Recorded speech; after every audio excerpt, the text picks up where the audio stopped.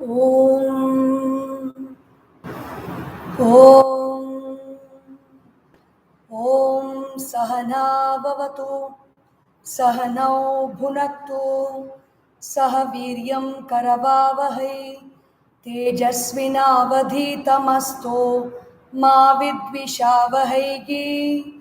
Om Shanti Shanti Shanti Harihi Om Shri Gurubhyo Namaha Harihi Om समस्त जन कल्याणे निरतं करुणामयं नमामि चिन्मयं देवं सद्गुरुं ब्रह्मविद्वरं सद्गुरुं ब्रह्मविद्वरं ओम श्री चिन्मय सद्गुरवे नमः. हरि ओम. Good evening again to the Sunday evening motivational talk series. The talks began first with motivation for civil services, IAS studies under the auspices of the Chinmaya Academy for Civil Services. And then it moved on, it expanded a little more to encompass all students. The talk was about together we can, together we must, together we will. Commit to win and win you will. It was for students, but now it has expanded further and it is going to cover the whole gamut of yoga. Yoga means yuj. Yuj means to unite. Unite what and what? We have a few equipment with us. Some equipment that we have is gross and some is subtle, some are subtle. And when we unite the equipment and then with that equipment, when we do work, there is perfection, there is beauty in our expressions in life. So this, the idea behind this is so that it is not applicable only to students. It is applicable to people in all walks of life, in all parts where people are seeking. Some may be seeking enlightenment. Some may be seeking to live a good life. Some may be seeking success. Some may be seeking, they want more money or they want more wealth. Some may be seeking happiness in relationships. Whatever you may seek, yoga is an important factor that we need to remember. So we call this Chinmaya Yoga. What is Chinmaya Yoga? Is it a new form of yoga or something? No. There is nothing new about Chinmaya or there is nothing new about yoga either. Chinmaya means consciousness and yoga means yuj. Yuj samadho. Samadhi means the mind is in a quiet state.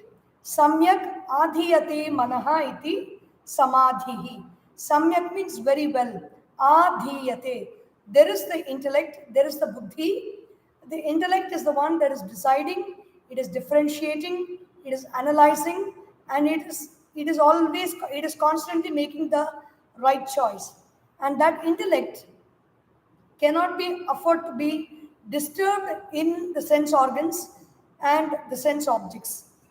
And when the intellect is detached from the sense organs and sense objects, where does the intellect hold on to? The intellect is submerged in itself. The mind is submerged in itself, and the mind is in one piece. The mind is not in pieces. P-I-E-C-E-S. The mind is in one piece. P-I-E-S-P-I-E-C-E.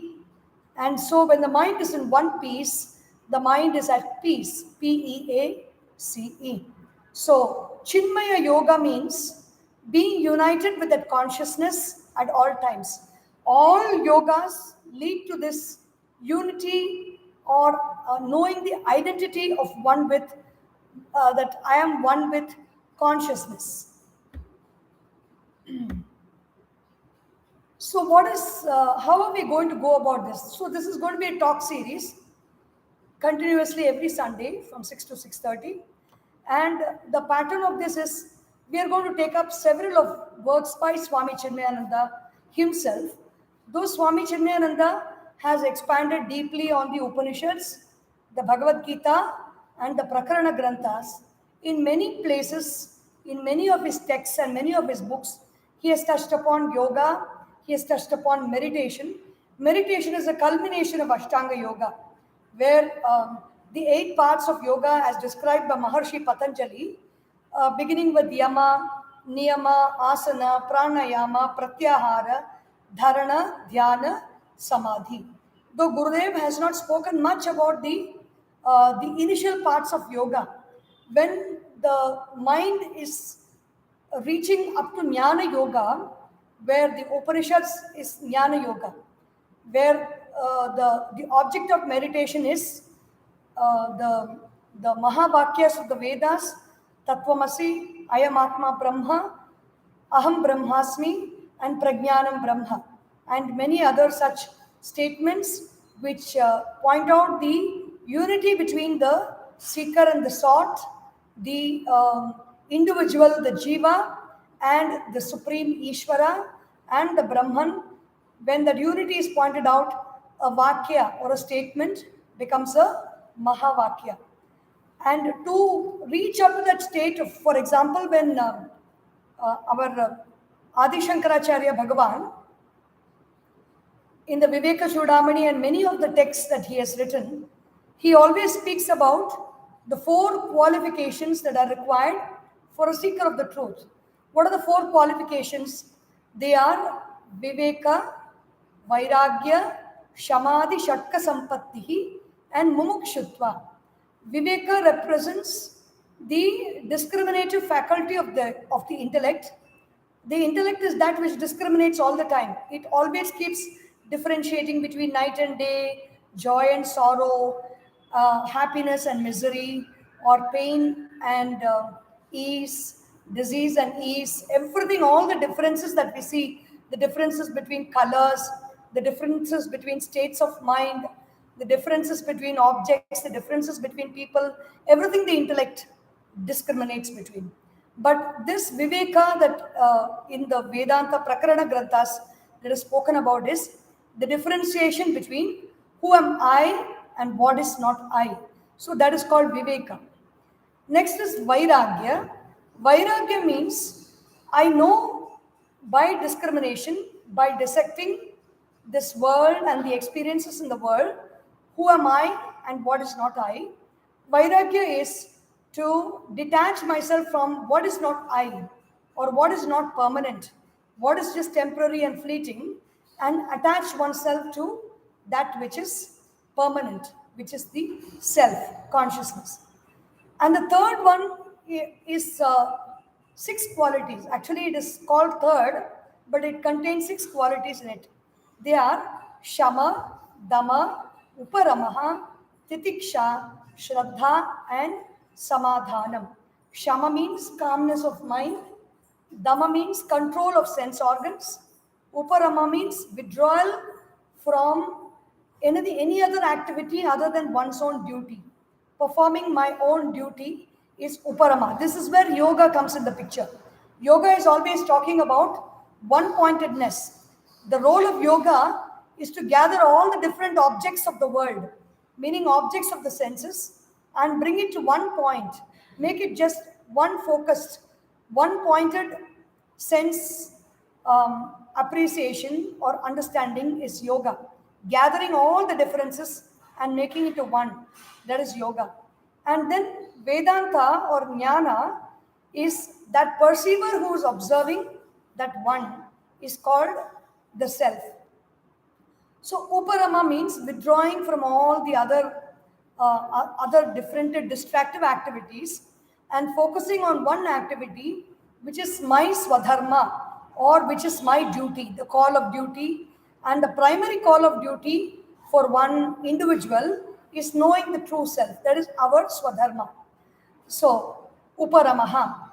In Titiksha, when the mind is withdrawn from the world outside and the mind is focusing on only one object, one path, or one work, it is always said in our Shastras, Shreyamsi Bahu Vignani.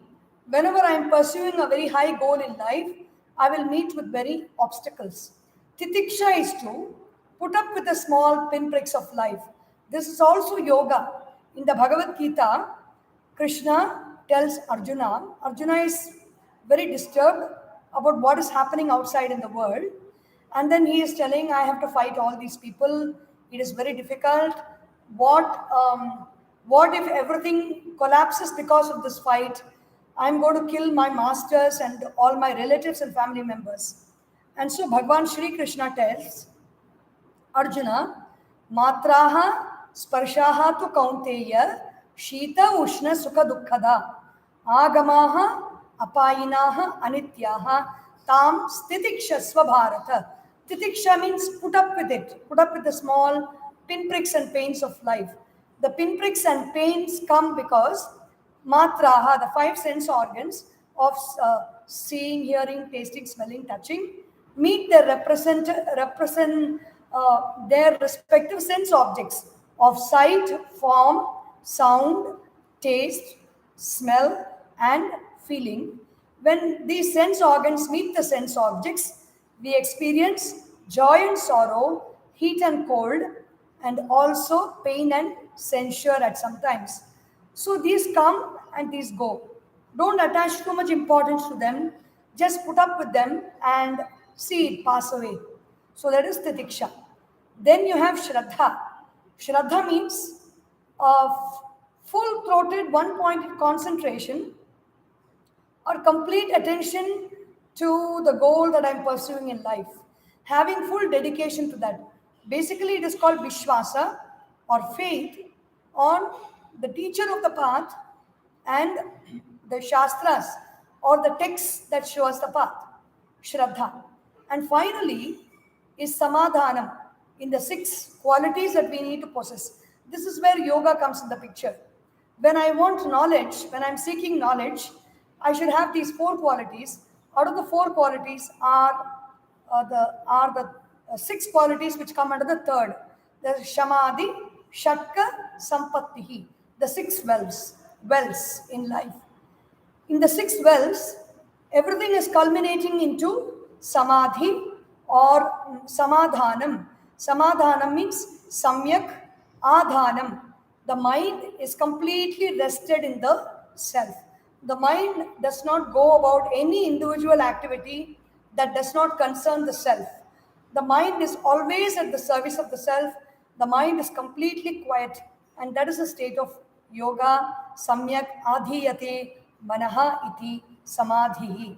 And in the Yoga Sutras also, Sadashiva Brahmendra has given a very beautiful explanation on the Yoga Sutra Vritti, it is called, where he says the word yoga itself means samadhi. Yuj samadhau is the dhatu or the root word of the word yoga. And finally, when we cross these 3 qualities, the 4th one is mumukshutva, like when I have cultivated the right discrimination between what I need to pursue in life and what I need to ignore. There is viveka. And then vairagya is ignoring what I really need to ignore and holding on to really what I need to hold in life.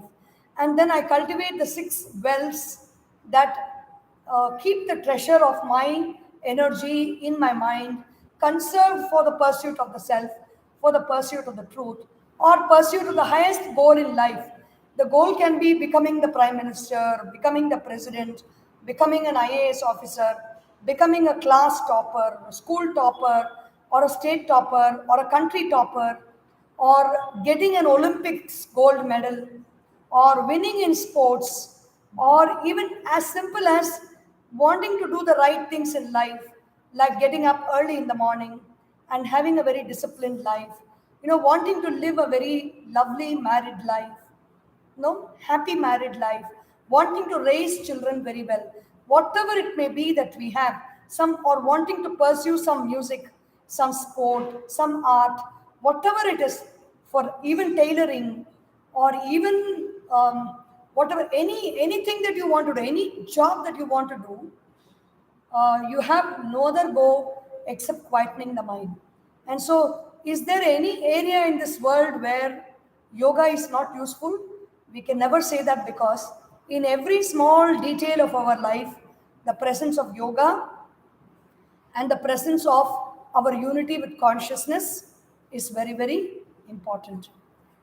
Gurudev, Puja Gurudev, Swami Chinmayananda ji, and I'm very happy to begin this talk on this very auspicious day of Sri Rama Navami, because whether it is Shri Krishna, who is a Yogeshwara, Sri Rama is also called a Mahayogi, Mahayogeshwara, a great yogi, meaning he sense of presence of mind to do the right thing at the right time, to speak the right words at the right time, and to take the right decisions at the right time, and to do whatever needs to be done at that particular time. And everything in his life, if you read the Ramayana, you know that everything that Rama did led him to success. And even when situations were very disturbing, like how he had to be sent to the forest for 14 years, and how his wife Sita was kidnapped by Ravana, and with so much of phases of difficulties that Rama went through, everything he was able to manage those circumstances very well and finally achieve success. So we are beginning this series of talks on Sri Rama Navami. That's a very auspicious and a beautiful thing. And Sri Rama Navami also happens to be Gurudev Swami Chinmayananda's star birthday. Whenever though his birthday is being celebrated on May 8th every year, that's coming next month, in many places, in many ashrams in the Chinmaya Mission, Gurudev's birthday or the star birthday is also being celebrated on Sri Rama Navami. So Chinmaya, Gurudev says in a book called Hasten Slowly, which we are going to see many aspects of it which pertains to yoga, and because the whole topic is called Chinmaya Yoga. Gurudev says, what is if I want to keep my mind in a state of meditation, what should I do? How should I practice? How long should I practice? So unless we discriminate and intelligently live almost all the 23 and a half hours of the day, we cannot expect to have even half an hour's meditative mood. So meditation is that state of mind when I am able to sit quietly, sit still, and focus on just one thought. Patanjali Maharishi describes meditation as pratyayasya ekatanata dhyanam. Dhyanam means there is one thought, there is one focus for my attention, and that is called meditation. And when that one pointed attention, it is not concentration. Concentration is dharana. Chittasya chittasya bandhaha is dhyana. That is in one place, bringing the mind focused is called dharana. Dharana means concentrate, gathering the mind and keeping it in one place is dharana. Dhyanam is, even in that one place, there may be a million thoughts happening. Dhyanam is taking up one thought, one elevated thought. It can be thought of Ishvara, it can be thought of Guru, it can be thought of a very noble ideal, but it can be just one thought. Focusing the mind on that one thought is dhyanam or meditation. And Gurudev here says, if I want to meditate for half an hour a day, if I want my mind to become quiet and not go into the past worries or the future anxieties or being agitated in the present moment about what is happening right now in my life, right in front of me, right around me, wherever I am, there are possibilities for my mind to get disturbed. Without any kind of disturbance, if I have to sit quietly for half an hour, then Gurudev says 23 hours of the day, I have to be in a very intelligent life where I discriminate between what I need, what I don't need, what is the truth and what is untruth, and constantly practicing, constantly gathering my mind to push it in the direction of the truth and take it away from whatever is not required, whatever disturbs my mind, anything that disturbs my mind. So, the question you can ask is, there's so many interesting things to do in life. I can go to the beach, I can go to the party, I can watch a movie, I can do something, I can study something, I can play a game, I can do many things. Why should I sit and quieten my mind? Why should I focus on quietening my mind? There is only one way to realize the truth. There is one way to see my true self. If I want to see my true self, it is not possible by any other means except quietening the mind. Is meditation required to see myself? Meditation may not be required to see myself, but if I really want to put myself on the path of seeking the truth, my mind should be quiet. The mind should be not be disturbed. The mind should not have any impurities in it, of the gross impurities of anger, hatred, desire, jealousy, greed, fear, anxiety, worries. These are all gross impurities.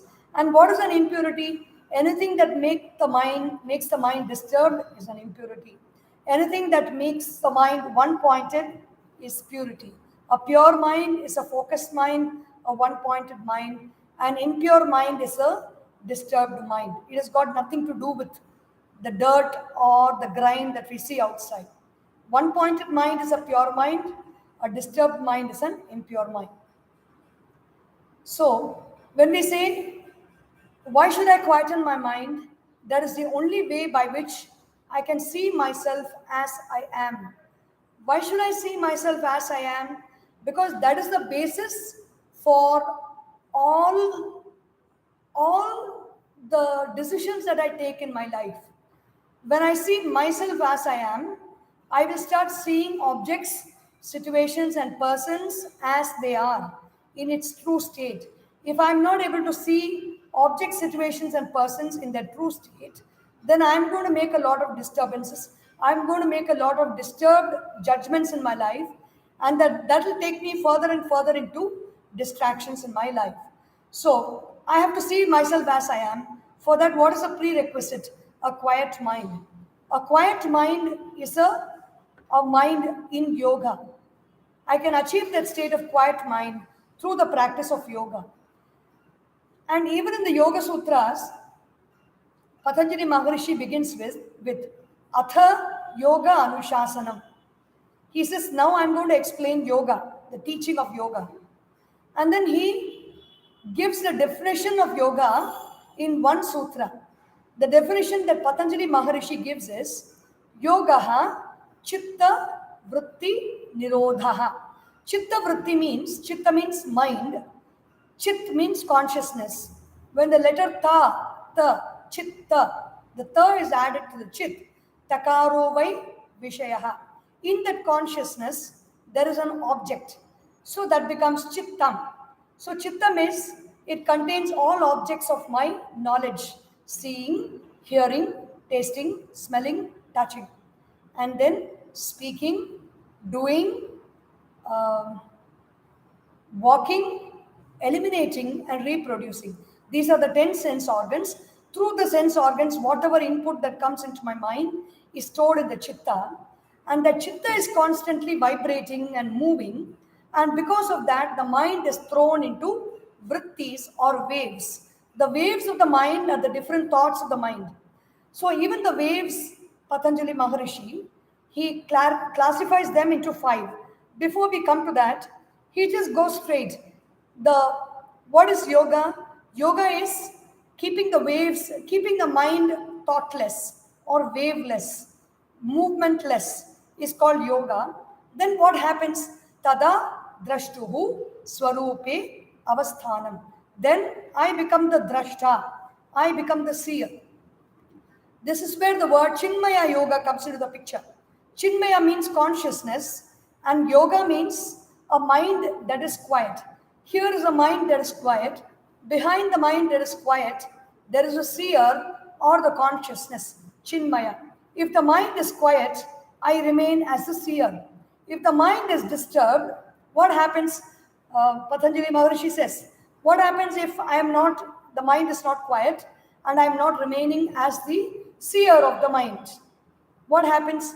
Vritti sarupyam itaratra. The mind is disturbed into many kinds of waves, and this consciousness is now encompassed by the waves of the mind. How many waves are there? There are many waves in the ocean, but we do say certain types of waves. We call them tidal waves, we call them crests, we call them troughs, and then we call them tsunamis. We call them different types of names. In the same way, Patanjali Maharishi has given different types of names to the waves. What are they? They are actually five in number. The first wave is further classified as three. So let us see all the five. Only there are different types of movements of the mind. It makes it very simple because to understand the yoga, I have to understand only these five things that constitute the movement of the mind. What are they? Pramana, Viparyaya, Vikalpa, Nidra, and Smriti. Pramana means Prakarshena Mana, some thought in my mind that has a clear definition. For example, here is a peacock feather. This peacock feather is Pramana because this thought is there in my mind and there is a definition for this thought. This thought has a length, this thought has a breadth, and this thought has a height. This thought has got a name, it has got different colors. So many different constituents are there in this thought. So this is Pramana. Before we go into the three aspects of Pramana, we will complete with the other four thoughts, the four different types of thought modifications or thought waves that we have. Pramana, Viparyaya. Viparyaya means, suppose the same peacock feather is there and there is a lot of, my mind is disturbed. And my mind is disturbed and somebody brings this peacock feather close to my ear and just brushes it quietly from behind. Immediately I get afraid. I feel afraid because I think some insect is falling behind my ear. That thought is called the thought where my mind gets some other thought other than the thought of the real object. The object is something, but the thought is different. For example, I'm going on the road in the hot sun. I'm driving on the road, and the road is filled with automobiles, and so much of heat is generated because of the automobiles, because the sun is shining and there is traffic jam.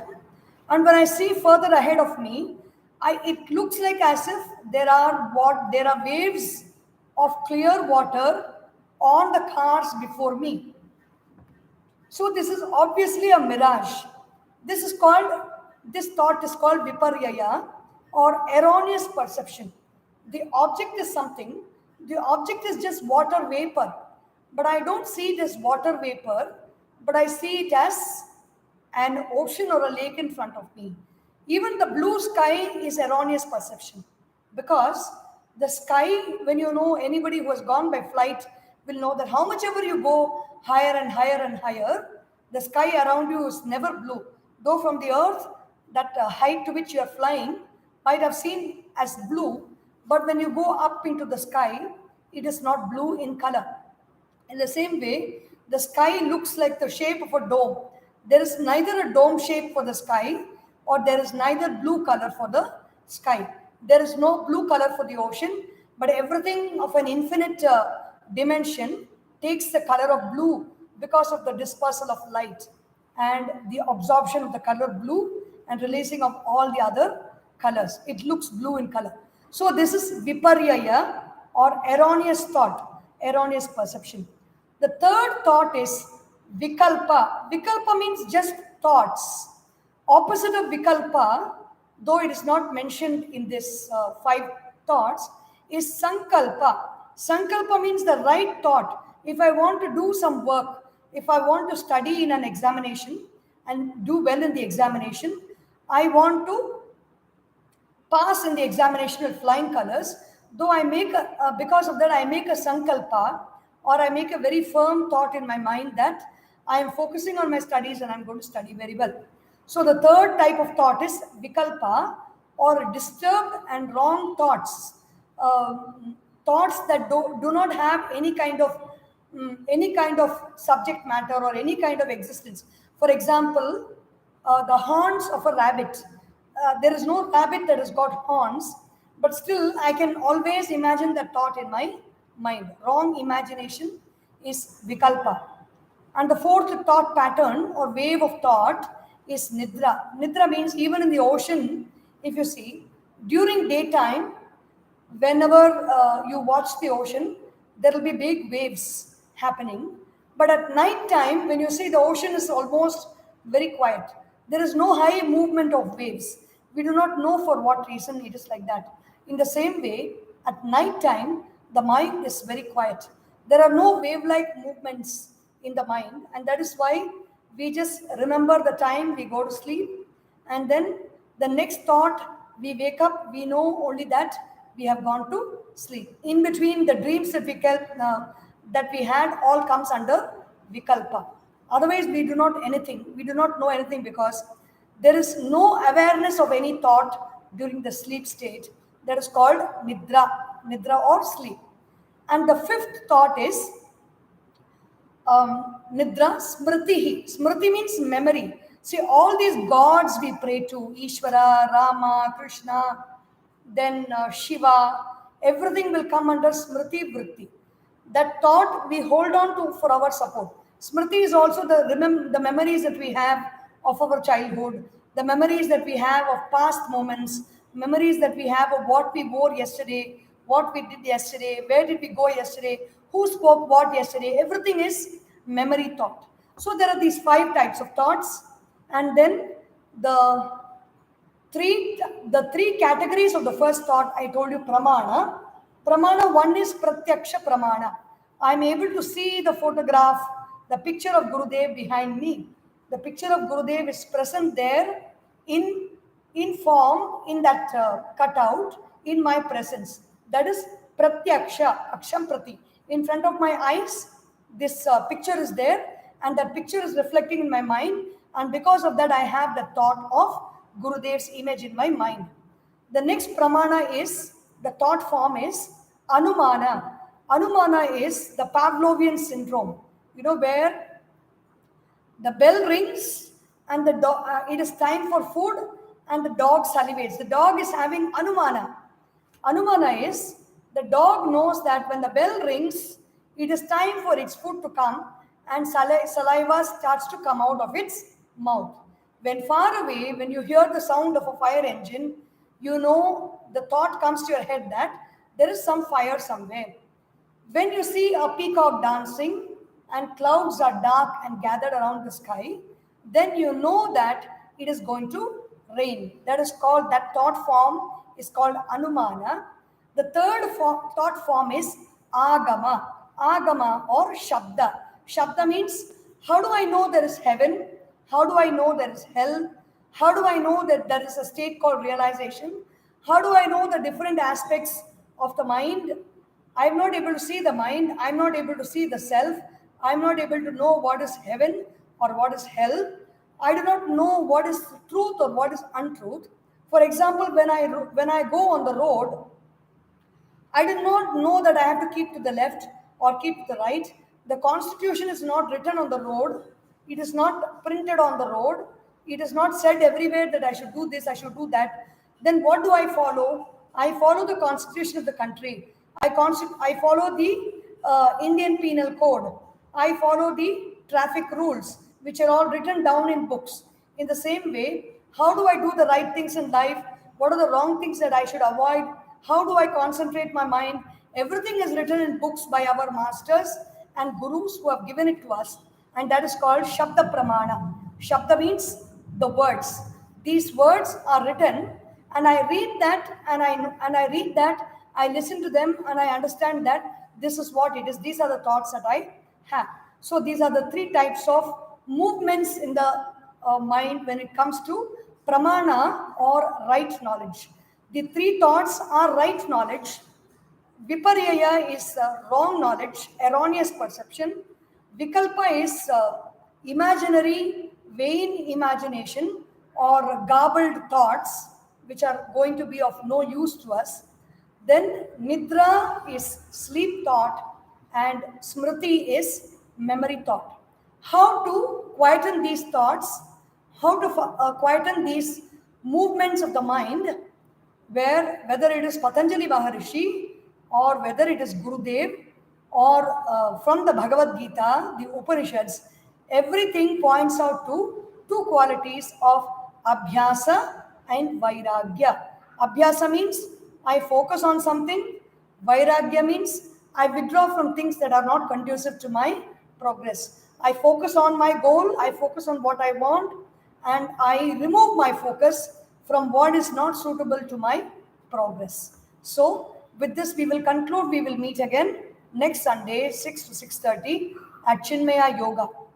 The theme of this is the same: commit to win, and win you will. Together we can, together we must, and together we will. These are golden words given by Pujya Swami Chinmayananda Ji, Gurudev Swami Chinmayananda.